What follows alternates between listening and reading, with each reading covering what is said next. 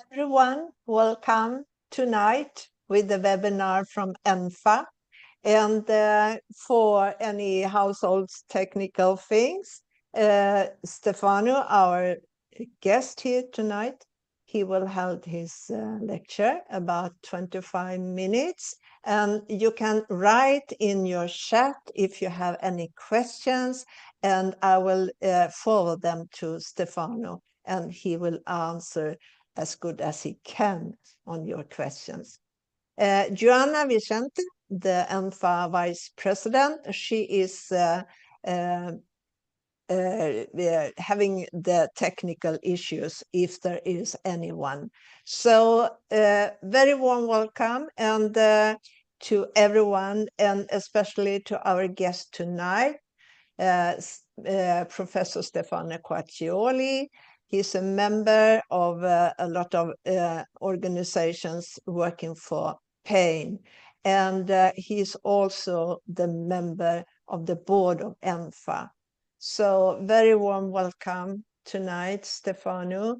And I give you the screen, and you have your voice, and you can present yourself a little bit more than I have done. So welcome, you can start, Stefano. Thank you, Gunilla, and thank you, Johanna Vicente, the Vice President of ENFA from Portugal. I would like to thank both Gunilla and Johanna for inviting me to speak about immunology of pain. Why the human side? Because it's very important, the animal side, and I will dedicate to three slides on the animal side in terms of chronic pain. So. I just published this narrative review about immune competence and pain because in the last 2 decades, many studies have uncovered the important role of the immune system, both in initiating, in maintaining, and resolving pain stimuli. And many authors discovered that the immune system interacts with the nervous system, creating a bidirectional crosstalk in which the immune cells influence the response of peripheral and central nerve fibers, while neurotransmitters and neuropeptides on the other hand, released by nociceptors directly and indirectly modulate the immune response. And these data suggest that both acute and chronic pain may be considered as neuroimmune disorders, highlighting the potential of targeting the immune system to treat pain. And moreover, given the complexity of neuroimmune crosstalk, the number of molecules involved, the number of cells involved, and the existence of overlapping pathways, it is nowadays still difficult to have a clear picture of the involvement of the immune system in pain development and Stefano, yes. sorry. I think you maybe forgot to push the button on share your screen. I think I don't see any slides. You don't see my slide? No. Oh.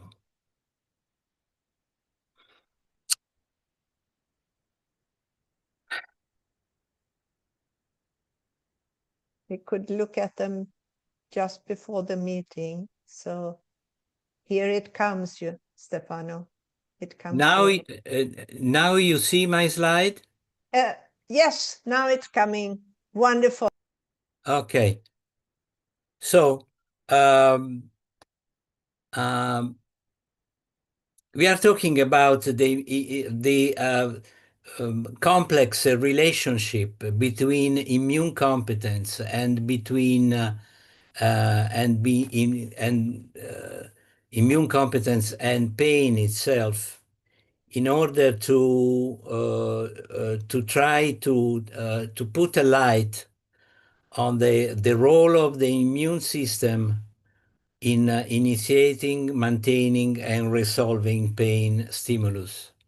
As you can see in this narrative review, we have studied more than one systems: the dendritic cells, the T cells, the lymphocyte of the innate immune system and immune competence, as well as the role of mast cells, the roles of other many populations in terms of a complex crosstalk between immune system and nervous system. Because the immune system, we uh, we consider the immune system to play a critical role in the development and in the maintenance of many chronic pain conditions. As you can see in the release of autoantibodies in case of many connective tissue diseases, such as autoimmune diseases, such as rheumatoid arthritis, or by cytokines, by chemokines, and other inflammatory mediators such as substance P, histamine, bradykinin, tumor necrosis factor, interleukins, cytokines, and prostaglandins as well. And so the immune cells, such as T lymphocytes, B lymphocytes, and their autoantibodies produced by B cells, and microglia are clearly key players in immune-related pain. And so we try to discuss the immune system, the involvement of the immune system in the uh, very complex crosstalks, not only in autoimmune connective tissue disease such as rheumatoid arthritis, but also in degenerative diseases represented by osteoarthritis, but also in these syndromes characterized by nociceptive pain, such as fibromyalgia. And so the immune system play the major role in many chronic pain conditions. And we believe that animal models of disease and their treatment should be more directly focused on this interaction. And as you can see, also after the acute beginning of this peripheral stimulus, we have to,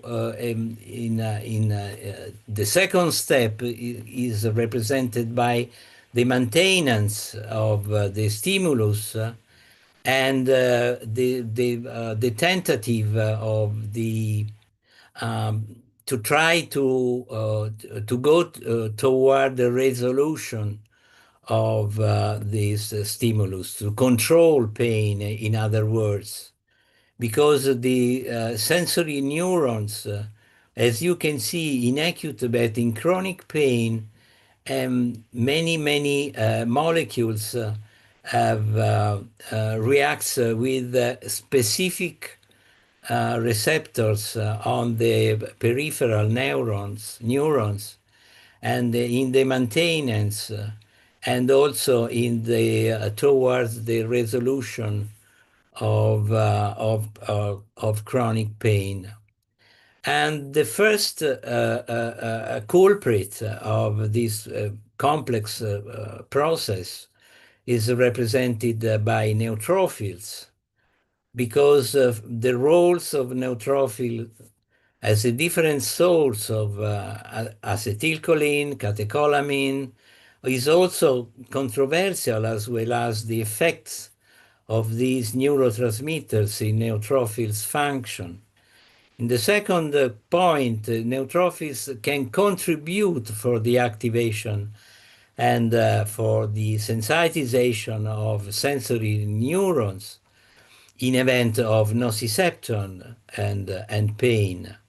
And in addiction, nociceptor activation promotes an axon reflex triggering a local release of neural mediators and provoking neutrophil activation. The third point is represented by the recruitment of neutrophil in inflammatory responses in nervous system suggests these immune cells as innovative targets in the treatment of central infectious, neurological, neurodegenerative, acute pain, chronic pain, degenerative, inflammatory, and also nociplastic pain as well. As you can see, we have many cells, mast cells, macrophages, neutrophils, lymphocyte T cells that produce cytokines, chemokines, lipid mediators, and growth factors that um, act to the peripheral neurons, and so promotes the pain sensitization that occur in the stimulation of spinal cord and to stimulate the central sensitization with the participation of microglia and of astrocytes, the so-called non-neuronal cells. These family of cells are very important to modulate and to promote and to start and to stop in the same times the neurotransmission of pain from the first neuron to neuron of second order and toward the central sensitization. The second very important population of cells is represented by macrophages. Macrophages was considered for many decades as only of scavengers cells, but macrophage, on the contrary, is a central culprit in the pro-inflammatory system and anti-inflammatory system because macrophage is able to produce many cytokines, many lipoproteins, tumor necrosis factor alpha, interferon gamma, and some growth factors that presents a pro-inflammatory action as well as an anti-inflammatory. Uh, um, and this double pathway of promoted by macrophages depends from tissue. Uh, uh, I'm sorry. I'm sorry. The tissue resident macrophages and the adult circulating monocytes. So the recruitment under inflammatory conditions is able to shift macrophage toward pro-inflammatory and anti-inflammatory pathway. Um, One of the very important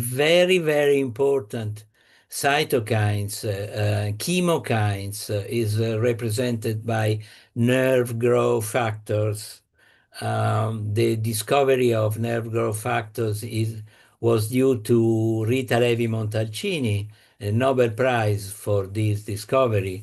And as you can see in in this cartoon, NGF is present in the tissue injury situation by the release of many mediators such as NGF itself, but also interleukin 1 beta, interleukin 6, tumor necrosis factor alpha, as well as prostaglandin E2, and the mediator exciting and sensitizing nociceptor, the peripheral terminal nociceptor, that increase the retrograde signaling of NGF. And finally, not only we have a increase of neurotransmitters and ion channel receptor activity, but also the central sensitization nociceptor driving. And so we have finally a central sensitization that led toward an increased pain perception. And this is true not only in human side, but also in animal. This is a review very recently published by myself and my co-workers in dogs and cats. And the key player in the development of this type of pain is represented by NGF, which normally helps nerves grow and stay healthy. However, in disease condition, NGF can become overactive and make pain signals stronger and longer lasting. And nowadays, not in human medicine, but in veterinary medicine, we have the possibility to use anti-NGF monoclonal antibodies to fight against painful joint disease such as osteoarthritis, but not only in painful joint disease in animal, but also in cancer, in bladder disease, in gut inflammation, and in nerve-related disorders. The NGF itself is a key player of immunology of pain and represents the future of therapy of many painful situation. Another situation, very interesting situation, is represented by the possibility that the T lymphocyte cell acts as guardians of pain resolution. And as you can see, we can see macrophages, pro-inflammatory macrophages, but we have the possibility to use the T cells to observe lymphocyte T cells and anti-inflammatory macrophages to try to resolve resolution of pain, both acute and in particular the chronic pain. But not only neutrophils, macrophages, um, also platelets. Platelets are traditionally perceived as essential elements of primary hemostasis. The contemporary perception of their physiopathological role include the prominent contribution to inflammatory processes. And both the direct and indirect interaction with leukocytes, in particular neutrophil, are of utmost importance and platelets themselves may also be involved in the resolution of acute inflammation. As you can see in this cartoon, platelets show in their surface many molecules, p-selectin, molecule of adhesion that act and interacts with receptors endowed to the surface of neutrophils and try to stop, to fight against the transmission of the nociceptive stimulus.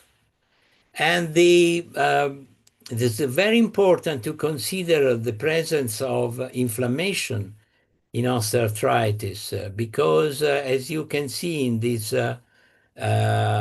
recent review, new insight of the pathophysiology of osteoarthritis, we have many inflammation features, not only in synovial membrane, but also in synovial liquid. And we consider the use of an antagonist of interleukin 1 to try to fight against the transmission of pain. As you can see in the subchondral bone edema, we can not uh,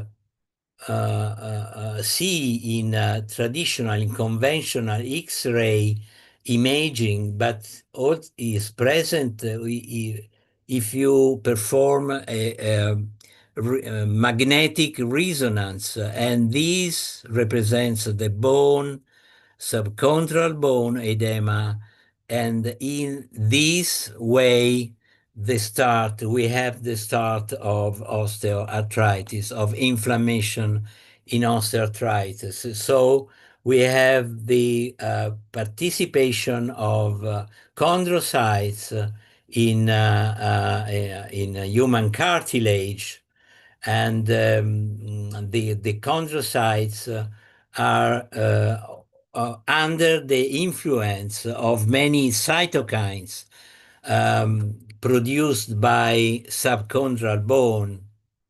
And chondrocytes are stimulated by these chemokines to perform the remodeling of cartilage in terms of degradation and in terms of neosynthesis. And the prevalence of the action of metalloproteinases led toward increasing of degradation. On the contrary, the new synthesis in terms of production of collagen and proteoglycans. But if we have the prevalence of these cytokines, NGF itself, tumor necrosis factor alpha, interleukin 1, interleukin 1 beta, they stimulate chondrocyte to produce more metalloproteinases and less collagen proteoglycans. So we have more degradation and less neosynthesis of cartilage. So the remodeling of cartilage is reduced, is led to a degradation of cartilage. We have another point of view because we have substantially two immune cells in male and in women, because similar microglia proliferation in the dorsal horn in both sexes, females do not upregulate these receptors and use a microglia independent pathway to mediate pain hypersensitivity. Um, on the other hand, in male, we have the stimulus that start from microglia and from microglia and um, via the brain derived nerve factors stimulate the track B in the dorsal horn neuron and led to a central sensitization.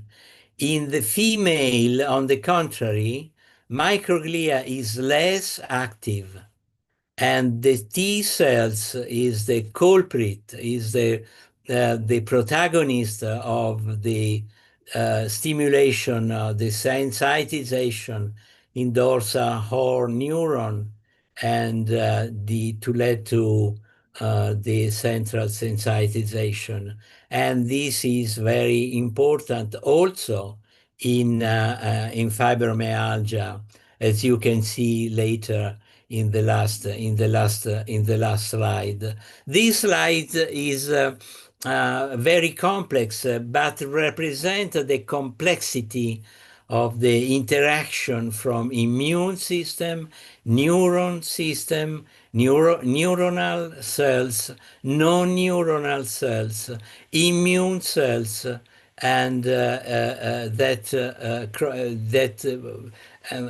have a very important crosstalk between between each other, and in particular in fibromyalgia syndrome, we have the regulation of pain driven by non-neuronal cells, and such as in this situation and in this situation, the nociceptor um, stimulate non-neuronal cells as well as to produce inflammation and neuroinflammation as well, to lead to pain modulation, not only in the periphery, but also in the dorsal root ganglion, in the spinal cord, and finally in the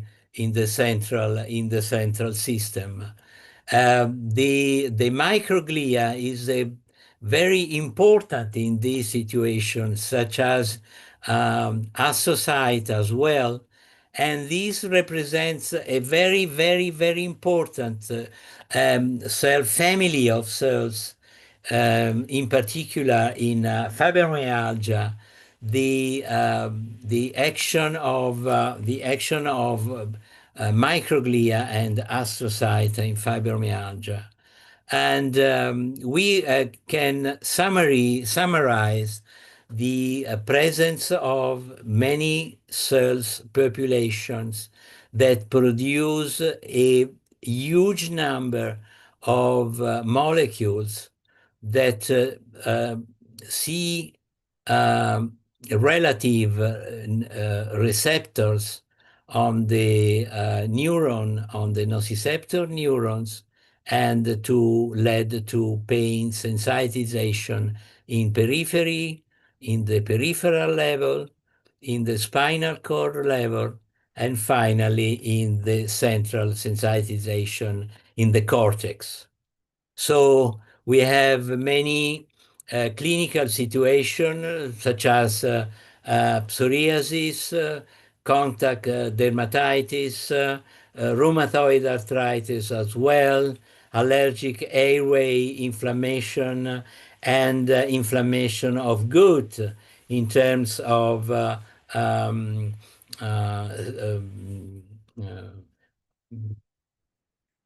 um, Crohn diseases and inflammatory colitis.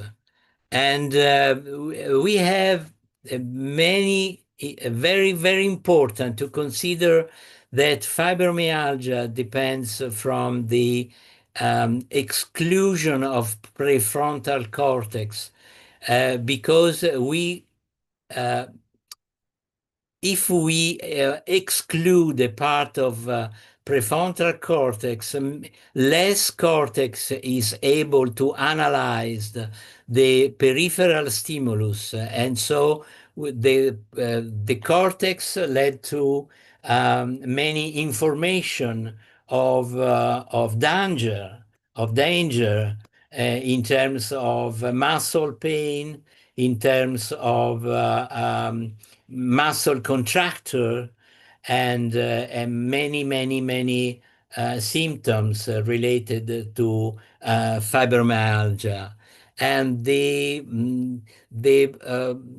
strictly interaction from in terms of neuroimmune interaction in pain and stress, and is represented in normal pain processing and in abnormal pain processing. As you can see, we have a huge amount of chemokines, pro-inflammatory cytokines, pro-inflammatory immune mediators, and the activated microglia and glia itself to promote, to provoke, to increase the central sensitization.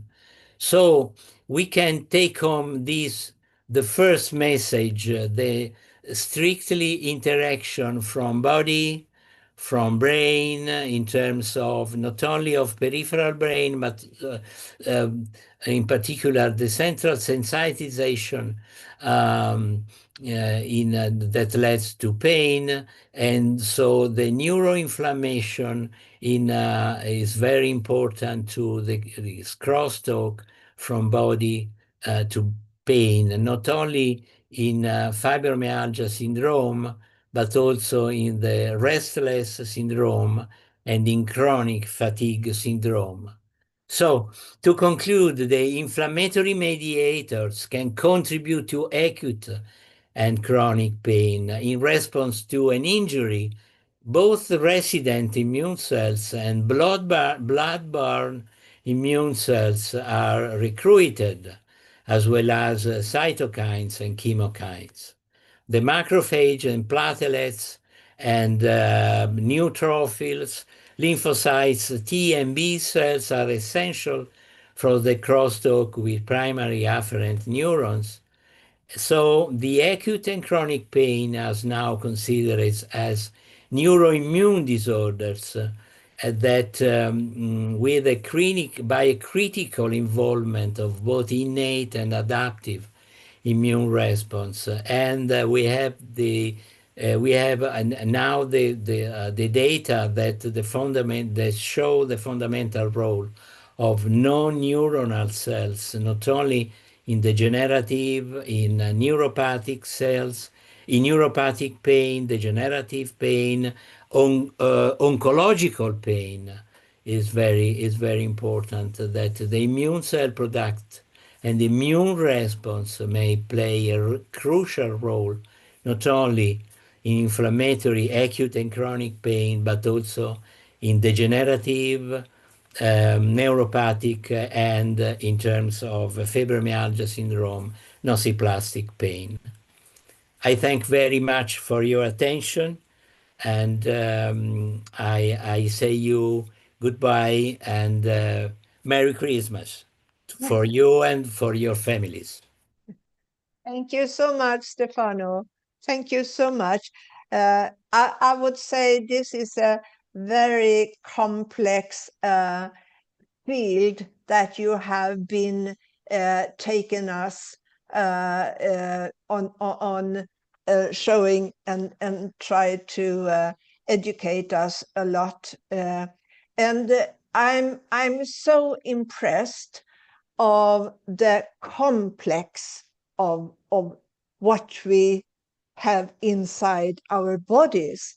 And I'm also very thankful that you and many other scientists are doing this ground research. And I think for developing medicine, pharma pills and drugs for us with chronic disease, I think the basic research are so important. And what you think about the ground research nowadays, because I think we patients can be a little bit worried, uh, because I have heard, and some of my colleagues, some friends as well, that maybe the governments are not so willing to spend money on these ground research. What do you say about that? Uh, I say that this study suggests us to draw a pictures named a multimodal therapy for fibromyalgia, because fibromyalgia, if you use only one drugs, only one reconstitution of reduction of molecules such as serotonin, as well melatonin, or palmitoyl ethanolamide, or a sort of L-acetyl-carnitine.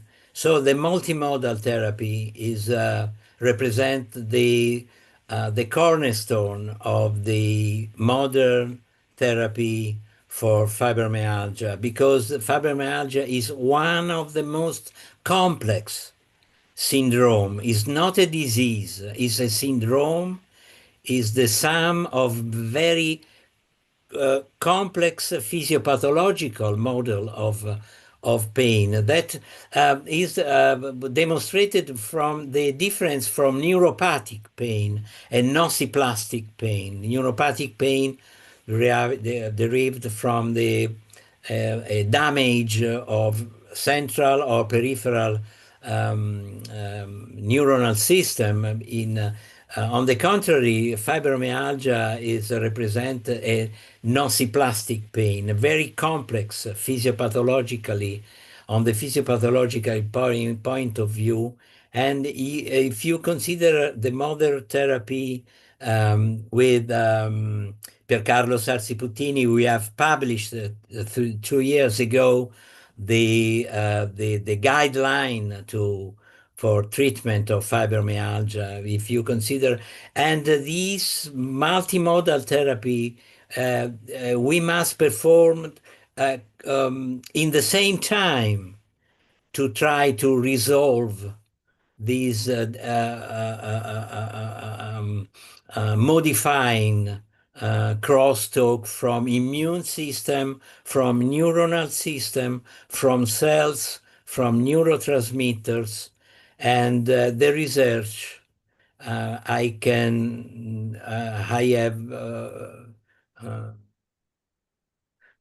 very sure that in the future, but also in the present time, we have the instruments, we have the possibility to control the symptomatology of fibromyalgia and to improve the quality of life, to reduce pain, and to feel like better our patients.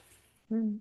These immune studies, are they in a kind of ground breaking through a lot of um, questions mark that have come with fibromyalgia? It's the groundbreaking to see how all these immune cells interact with each other. This is the one of the most uh, mysterious nowadays. It's very very difficult to understand, to know the precise crosstalk from cells, from immune cells, and the nervous system, because we have no an animal model of fibromyalgia. This is what Yes. the fundamental problem. We have no an animal model. We have no the possibility to reproduce the fibromyalgia in animal in laboratory animals. So it's very difficult to study the central sensitization, and that represents the start of the pain, of the Yes, peripheral pain and the diffuse musculoskeletal pain. So, I understand that because when you describe and we see the slides you have, we understand how complex and difficult it is. And I guess uh, for you scientists, research, you need to have time to investigate and to see how everything is connect to each other. I have questions here. uh, I will just read it for you. Are there some data on transgenerational transfers of these neuroimmune disorders which lead to nociplastic pain, as in fibromyalgia? Is there connection between parents and children?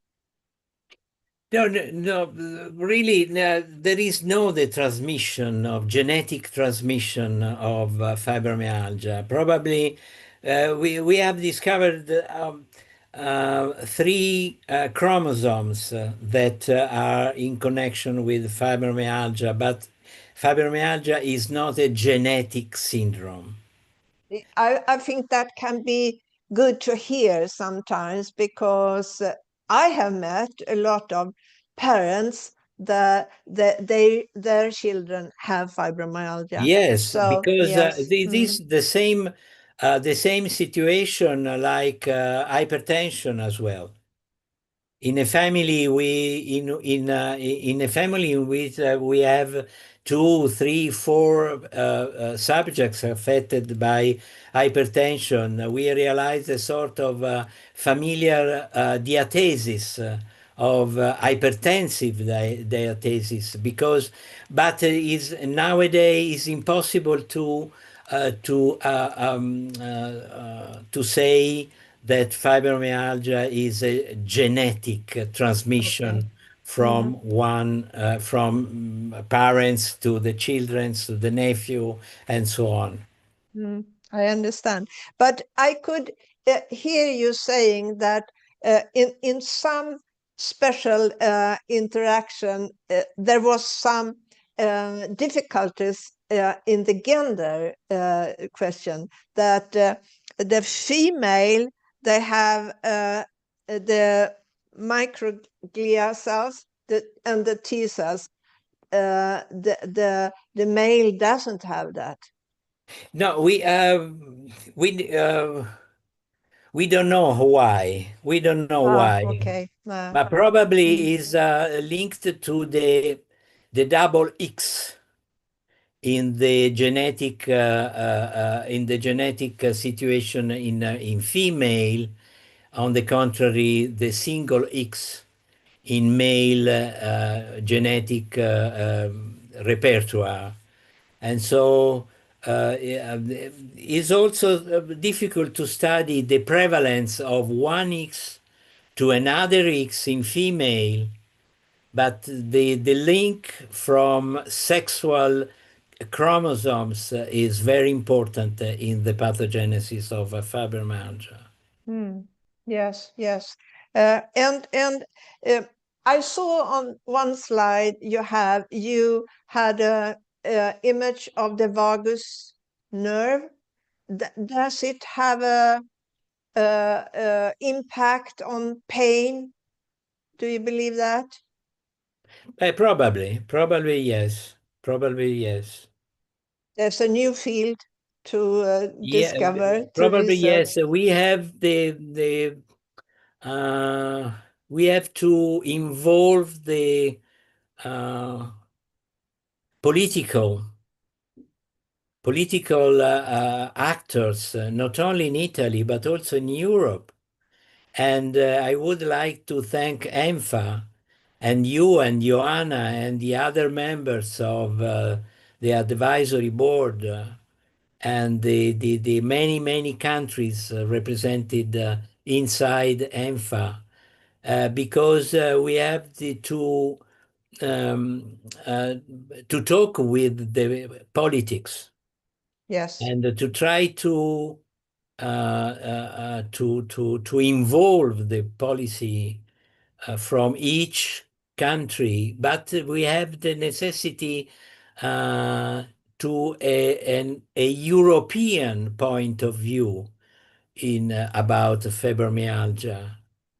As you can see, in Italy we have 20 regions, and all each regions suggest a pathway. Each region uh, write a law different from each region to other regions. This is a mistake because we have the necessity to involve the whole political process, not only in Italy but also in Europe. Mm. The, I'm grateful you um, express these thoughts, because I think that it is very, very important, so we can have a united and included uh, um, situation for fibromyalgia patients. We know, Stefano, from our study, how different the treatment rehabilitation is for fibromyalgia patients. But I'm very, very grateful that you and other researchers spend your money, your energy, your time on research studies on fibromyalgia. And we patients, we are grateful for it, and we have to work hand in hand and make our voices stronger. And as you say, involve the policymakers in how to treat and rehabilitate fibromyalgia patients. But I'm impressed of what kind of studies you do. And as you say, we have over 30 uh, uh, um, researchers, health givers in our advisory committee in ENFA, so we can learn a lot from them and we can support each other. So I have just one more question, and I'm reading it for you now. Why health professionals use antidepressives for treating pain? Many people don't know the importance and don't want to take it because they're not depressed. That's not a yes, simple question, no, but I mm, no, the fibromyalgia patients. I never used the term depression. I use low mood, because the patients affected by fibromyalgia is not depressed, but have a low mood, a yeah. disturbed mood. Mm, And this is due to the low levels of serotonin.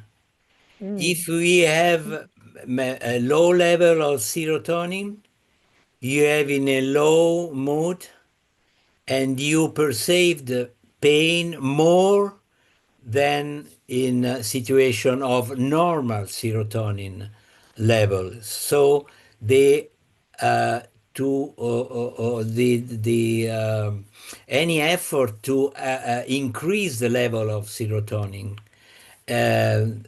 ameliorate the mood and reduce pain. mm.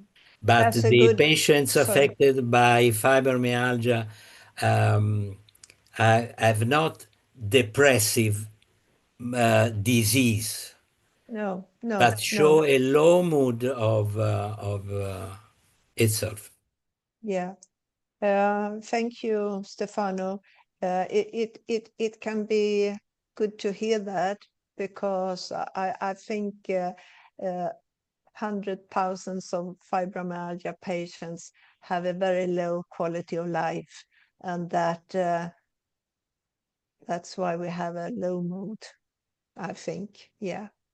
Anyway, I thank you so much for tonight, Stefano. And I give a thank you to Sharon Gur. Her association have support us with the technical gears tonight. And thank you, Joanna, for helping us out with the recording these webinar, and it comes on YouTube. And first of all, of course, the public here. Thank you so much for joining us tonight for this webinar. Thank Thank you and you. goodbye. Thank you.